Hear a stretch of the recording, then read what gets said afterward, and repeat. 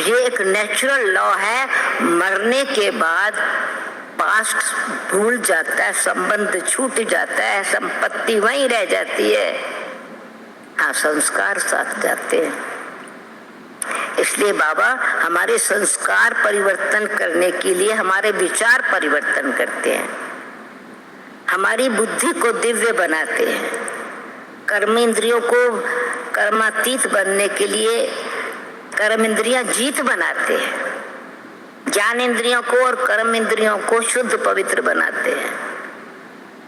ज्ञान इंद्रियां ये पांचों ऊपर के ऑर्गन्स, किसी ने पूछा है तो फिर शॉर्ट में बता देती हूँ, जिससे हम आंख, कान, नाक, मुख, त्वचा, सुनना, देखना, खाना, सूंघना, इससे ज्ञान होता है, खट्टा है, मीठा है, सफेद है, गोरा है, काला है, फौरन बुद्धि जो है उसको रियलाइज करती है।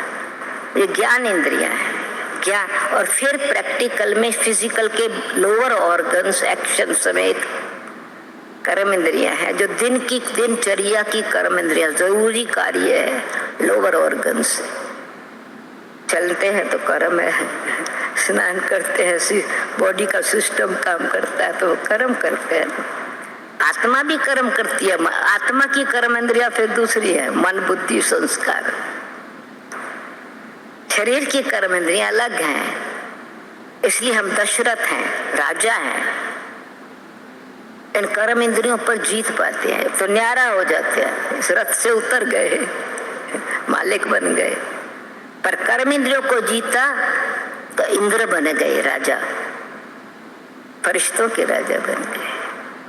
फिर विकर्म खत्म करके कर्म श्रेष्ठ किए, कर्मातीत विकर्माजीत राजा बन गए। तो हमारे ही कहानी है, हमारे ही पुरुषार्थ की निशानी है। तो इसलिए बाप कहते हैं पर सारा पुरुषार्थ क्या कर्मातीत बनने का, विकर्माजीत बनने का, जीतते जी मरने का अभ्यास। कर्म इंद्रियों से न्यारे अशरीरी बनते हो। हमारा तन मन धन जो है वो बाबा को अर्पण करते हैं, जीतते जी मरते हैं, अर्थात हम आत्मा उनके बनते हैं। ये बुद्धि में रखना है। जो मेरी वस्तु है, मेरा शरीर, मेरा धन दौलत संबंधी आदि जो है सबको भूलते हैं। मरने के बाद सब कुछ भूल जाता है ना। कितनी बड़ी मंजिल है। हम अशरीरी आत्मा हैं, ये पक्का करना है। ऐसे नहीं शरीर छोड़ और मर पड़ते हो, ये शरीर छोड़ते नहीं हो, पर शरीर के मालिक बन करके भान अभिमान को छोड़ते हैं ना।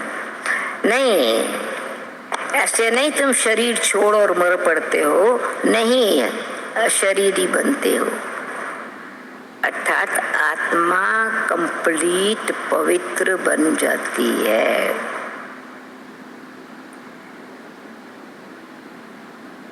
शरीर नहीं छोड़, शरीर छोड़ मर पड़ते हो नहीं।